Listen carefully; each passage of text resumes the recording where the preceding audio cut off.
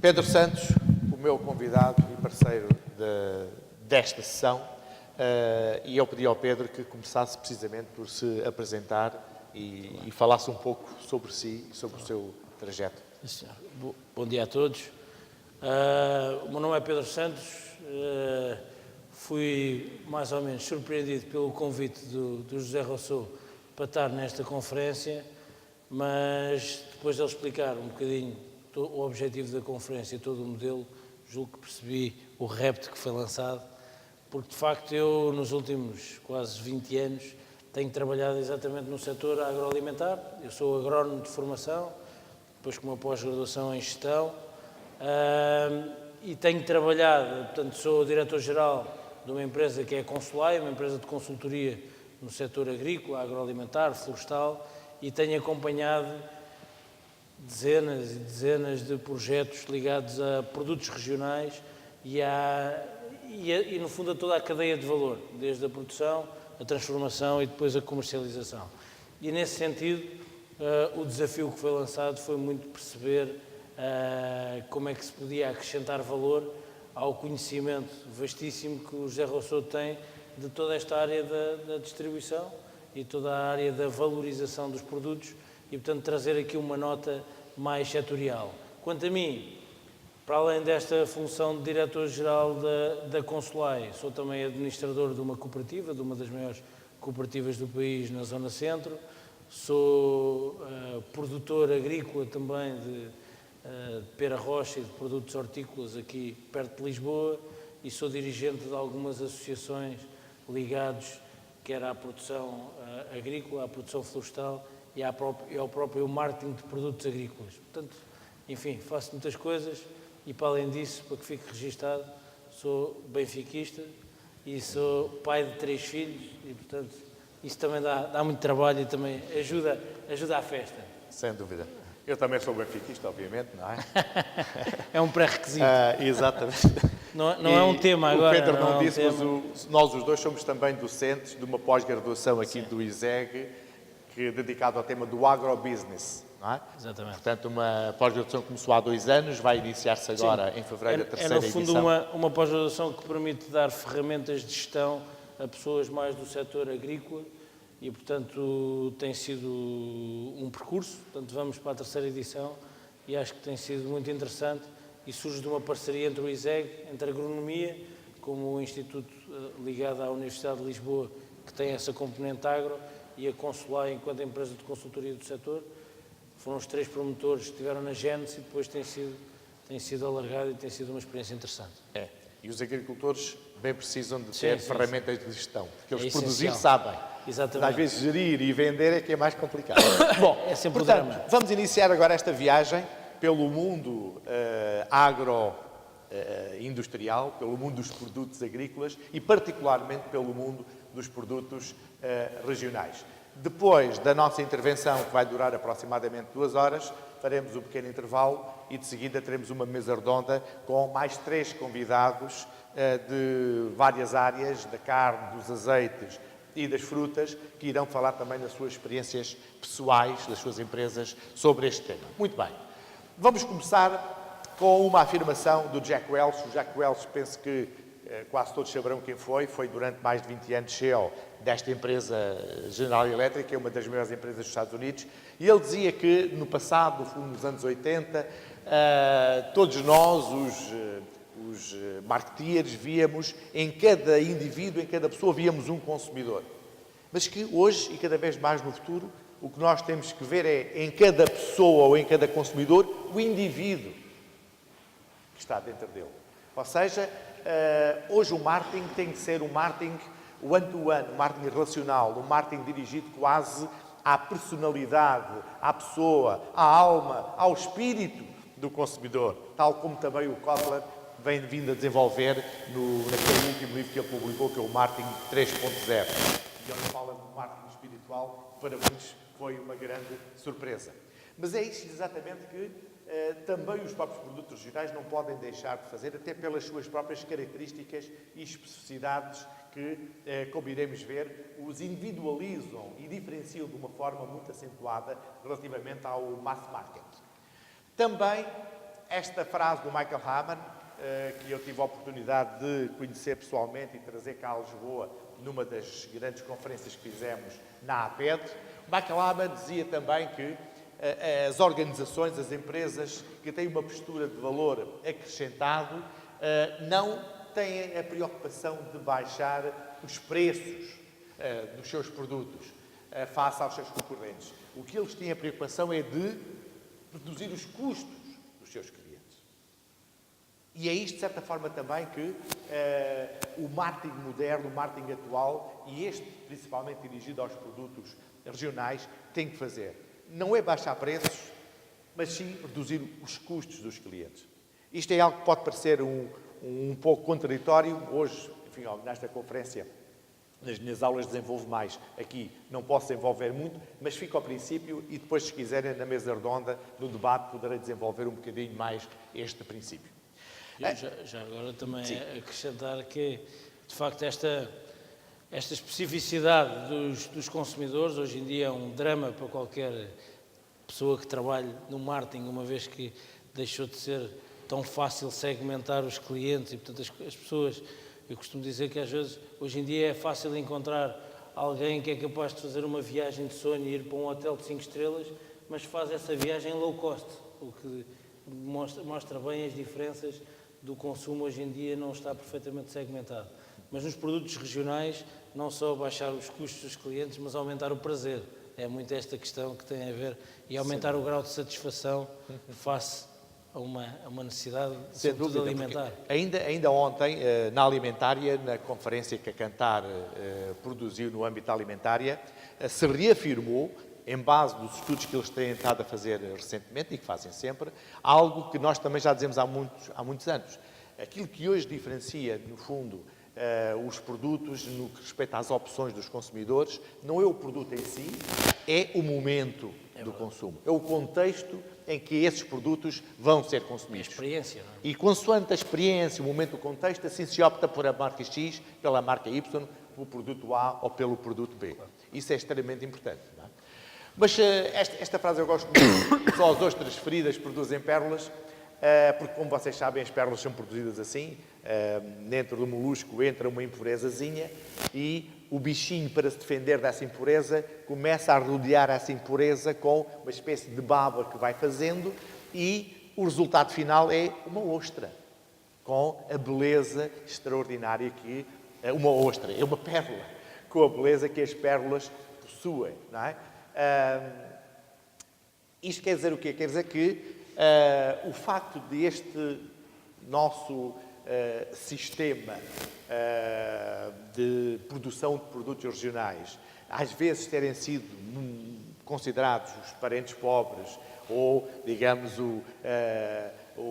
os produtos que só eram produzidos aqui, sem notoriedade, sem importância, isso fez com que, de certa forma, o orgulho ferido, não é, dos produtores, não é, viesse ao de cima e começasse a ser desenvolvidas, de fundo, ações e estratégias, não é, para demonstrar que, efetivamente, não era assim e que nós podemos produzir, no nosso país, pérolas alimentares, não é?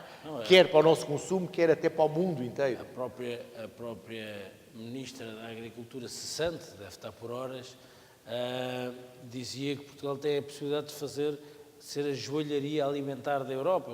E é verdade, nós conseguimos produzir muitos produtos de forma distintiva, sobretudo pelo sabor, pelo aroma, por todas as características organoléticas. Exatamente. E isso é uma diferença grande.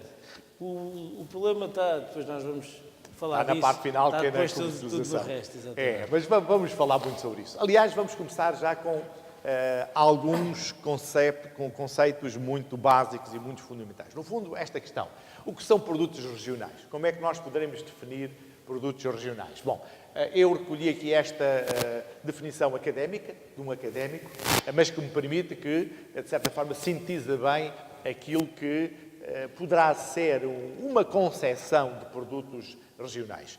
Iremos ver depois que há uma segmentação também dentro dos produtos regionais e cada um terá a sua própria definição. Mas, em geral, produto regional são o quê? São produtos que, de facto, transportam em si um valor simbólico muito grande. está naturalmente associado a uma região, a um país. Transportam também consigo um impacto cultural que é sedimentado ao longo de séculos, na maior parte dos casos. Transportam consigo também, no fundo, conceitos que hoje estão muito na moda, como seja a nostalgia, como seja o ambiente, a sustentabilidade e, de certa forma, também uma ligação, um sentimento de pertença a algo, a uma região, e neste caso concreto, se calhar à nossa Portugalidade, não é? Que é algo que no nosso subconsciente coletivo, eu creio que ainda está, de certa forma, bastante acho arraigado. Eu falava disso também no outro dia com alguém mais conhecedor nestas questões até da própria demografia e ele dizia, se calhar com alguma razão, que está agora a surgir a primeira geração de urbanos, filhos de urbanos e netos de urbanos, portanto com uma raiz puramente urbana, que é a primeira geração assim em Portugal. Pois. Porque eu e as pessoas mais velhas do que eu têm sempre uma ligação à terra. Exato. Há sempre uma ligação à terra. Começa a haver agora, e isto também é um desafio para quem está nesta área dos produtos regionais e nesta questão do marketing, de facto, há uma geração que não tem uma ligação tão umbilical à terra e às regiões como nós tínhamos no passado. E, portanto, que é necessário cativar, e exatamente. São esses os consumidores do futuro, não é? Exatamente. Por outro lado, o que é que são, depois da definição de Portugal, o que são os produtos regionais? Bom, são produtos locais, tradicionais, de qualidade e de tipicidade. São 4 das grandes suas características.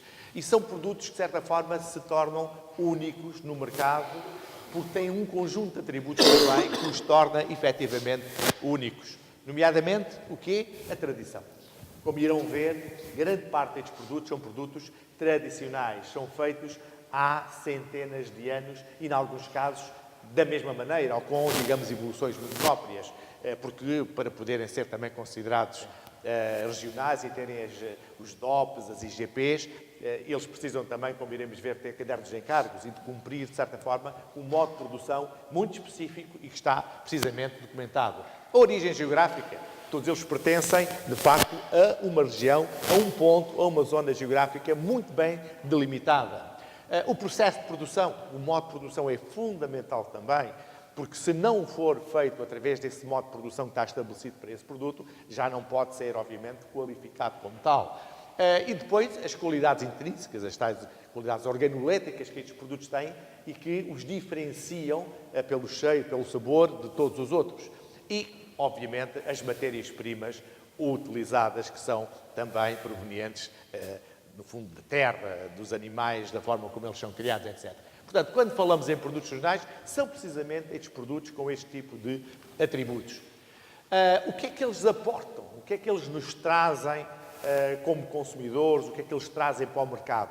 Também há alguns aspectos muito importantes, o tal sentimento de pertença, identificação coletiva com um todo regional, são também catalisadores do próprio desenvolvimento regional, e nós bem precisamos disso. Há certas regiões que estão desertificadas, há regiões que precisam, que têm também êxodos, e nós estamos a sentir isso, e enfim, nos anos 60 ainda sentiu mais, quando as populações ou foram para fora de Portugal, para as Franças, para as Suíças, ou foram para os arredores das cidades, como Lisboa, principalmente, e se formaram comunidades.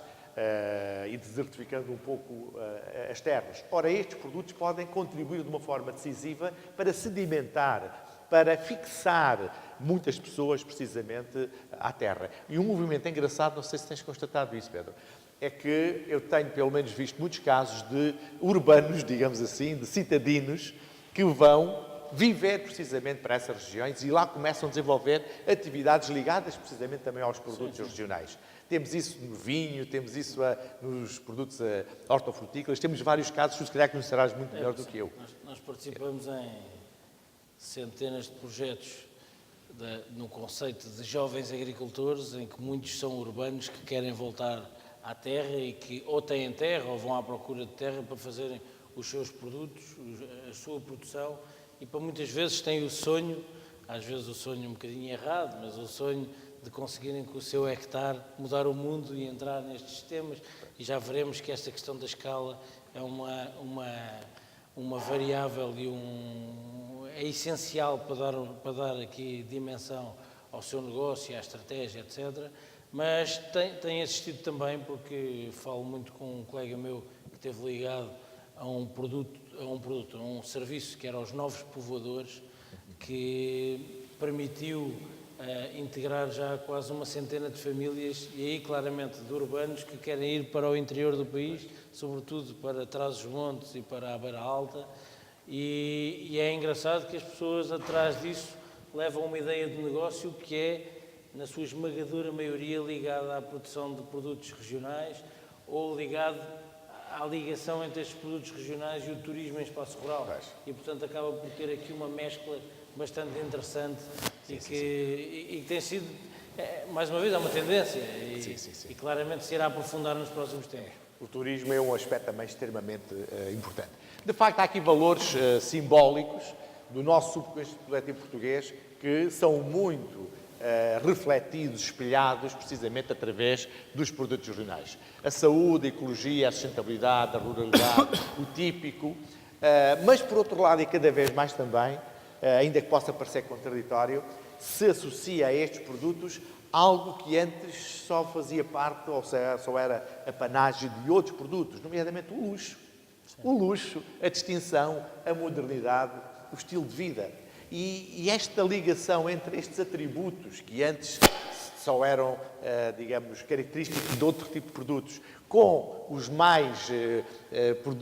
atributos mais naturais, mais rurais, cria aqui uma ligação virtuosa que, de facto, torna estes produtos completamente diferenciados dos restantes. É a tal experiência, não é? É a tal experiência, exatamente. E não é por acaso, às vezes, que se nós quisermos dar um jantar, um almoço com pessoas que nós queremos, de certa forma, distinguir, vamos à procura de quê? Destes produtos. É verdade. Destes uma produtos prenda e não é de outro especial. qualquer.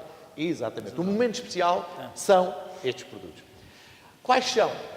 Vamos ver muitos deles, mas obviamente estão desde os enchidos, à fruta, os hortofrutícolas, as ervas aromáticas, o azeite, o mel, o pão, as carnes, tudo isto são produtos que nós podemos encontrar e qualificar como produtos regionais. Portanto, temos um espectro bastante largo de produtos que poderemos desenvolver e estimular.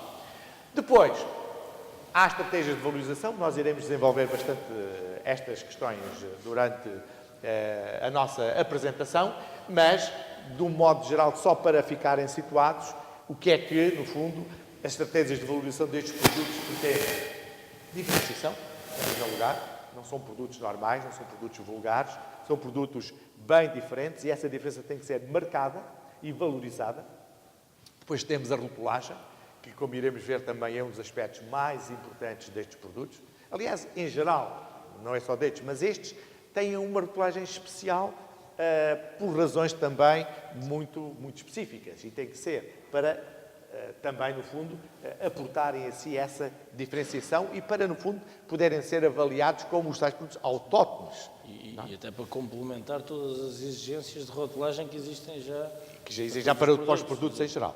Nomeadamente, o terceiro processo, o processo de certificação. Quase todos estes produtos, além destes aspectos da diferenciação e da rotulagem, são produtos também que são objeto de processos de certificação específicos que vão, no fundo, atestar, validar, confirmar que aqueles produtos seguiram exatamente todos os requisitos que são exigidos para poderem ser considerados produtos regionais e poderem ter uma destas qualificações, DOPs, IGPs, ou a terceira também, ETGs, que iremos também falar mais para a frente. Agora, não é um caminho fácil. É um caminho desafiante, mas também tem alguns obstáculos. Aliás, não há caminhos fáceis em parte nenhuma. Deixem a ilusão, se algum de vocês, e estão aqui alguns bastante jovens, pensam que a vida é um caminho de rosas, não é? Desenganem-se porque não é. É antes um caminho de espinhos. Mas também depende de nós transformar um pouco esses espinhos, que que pertencem às rosas em rosas. Porque, no fundo, cada um de nós tem na mão a solução para as suas questões e tem na mão o controle, se quiser, da sua própria vida. Ninguém mais controla a nossa vida a não ser nós. Mas isso é algo que, progressivamente, nós com a idade, e eu com a minha jurássica idade, já me apercebi disso há bastante tempo e cada um de nós terá que se aperceber, através dos seus próprios meios, também essa realidade. De facto, quais são os obstáculos que nós encontramos nestes produtos? Os baixos volumes de produção. Geralmente são produtos que não são produzidos em grande escala. E isso significa que esses produtos, provavelmente, há certo tipo de mercados que dificilmente poderão lá chegar, porque são mercados muito exigentes em termos de quantidades, porque o abastecimento tem que ser ao longo do ano, e se a produção não é suficiente para abastecer uma empresa ao longo do ano, é óbvio que dificilmente esse fornecedor poderá ser fornecedor dessa empresa. Por isso é que, às vezes, alguns destes produtos têm a dificuldade em entrar nas chamadas grandes superfícies comerciais, porque não têm produção suficiente para um ano inteiro, durante 12 anos, 12 meses, poderem abastecer estas lojas. Mas eu acrescentava que, para além dos baixos volumes de produção que existem na grande generalidade destes produtos regionais, há também a dificuldade, e essa ligada à própria natureza da produção agrícola, de uma grande atomização da produção agrícola. Não é só produzir-se pouco, é isso ser produzido por muitos. Portanto, a complicação ainda é maior. Ou seja, quando produzo as alheiras de Mirandela, para além de haver pouca produção face a outro tipo de produtos, ele é feito por não sei quantos operadores e por não sei quantos produtores. E, portanto, toda esta complicação de gestão destes sistemas, porque têm que cumprir determinados requisitos, complica tudo isto e, portanto, cria aqui muita confusão e ainda dificulta mais. É uma questão de escala da produção e, portanto, quanto mais pulverizados estiverem os produtores, maiores são os custos de produção individuais para cada um deles, não é? Mas isso é algo que, atávico, este individualismo, nós temos que ultrapassar. Já houve setores, por exemplo, o leite é um setor que fez uma depuração ao longo dos anos muito grande. Hoje tem cerca de um quinto ou um sexto menos produtores, mas produz o triplo do que produzia antes, não é? Portanto, a produtividade aumentou bastante. Mas se olhar para os queijos... E são os queijos, exatamente. A guerra ainda continua muito idêntica. Ainda continuam muito pulverizados os queijos, exatamente. Muito bem. Depois temos a debilidade organizacional e económica e financeira das organizações. Tem a ver com o que o Pedro disse da sua pulverização. São tudo explorações, na sua esmagadora maioria, muito pequenas. E, portanto, com muitas dificuldades económicas, com poucos capitais próprios, no fundo, negócios às vezes familiares, assentes em estruturas familiares, com pouca capacidade de investimento, de modernização e muito esforço que fazem para poder cumprir os cadernos de encargos é, de facto, com muito sacrifício e, de certa forma, também temos que reconhecer, com o contributo também de financiamentos comunitários, porque sem eles, provavelmente, seria quase impossível muitas destas organizações pudessem ter capacidade de investir. Aliás, e isto tem a ver com o movimento europeu, não é? De defesa destes produtos tradicionais. De facto, existe um enquadramento especial dado à produção destes produtos tradicionais, de forma a manter esta especificidade da produção europeia e de cada um dos países, e têm acesso a alguns produtos, desde que tenham uma determinada dimensão mínima também, a determinados financiamentos de programas de promoção que são essenciais para a promoção de produtos e que permitem dar visibilidade a produções muito pequenas. Nós, para a frente, veremos alguns casos de publicidade ligada a produtos deste género em vários países europeus. Eu só acrescentava uma questão a isto que o Russell disse, é que, de facto, esta questão da escala, já vimos que é um fator determinante. Esta questão da debilidade económica e financeira é também ultrapassada quando a escala é minimizada ou deixa de ser um problema. Quando nós conseguimos agregar isto em estruturas com dimensão, estas questões ficam minimizadas. E nós vamos ter a seguir 3 exemplos aqui a seguir à nossa conversa, que são paradigmáticos disso. Temos a carne alentejana, que conseguiu juntar não sei quantos produtores e valorizar um produto no mercado e ter um volume de negócios que o Gonçalo nos dirá, mas seguramente superior a 10 ou 12 ou 15 milhões de euros.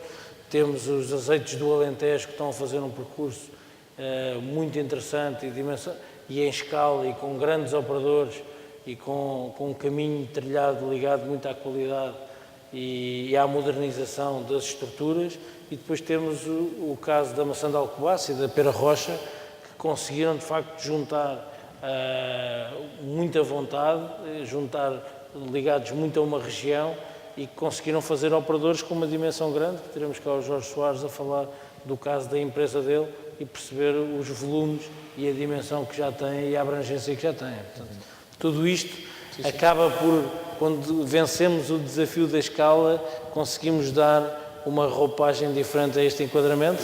As dificuldades económicas e financeiras lá estarão sempre, mas são minimizadas quando nós ganhamos. Só dessa maneira é que também se consegue ultrapassar este terceiro obstáculo, que é a dificuldade de aceder, quer a certos mercados nacionais, quer principalmente aos mercados internacionais. É só depois de ganhar essa escala, esse corpo, não é? É que se depois consegue dar este passo também. E, portanto, aliás, iremos ver como estes exemplos que depois na mesa redonda vamos constatar, ultrapassaram precisamente estes três obstáculos e por isso é que são histórias de sucesso. Não é? Pedro.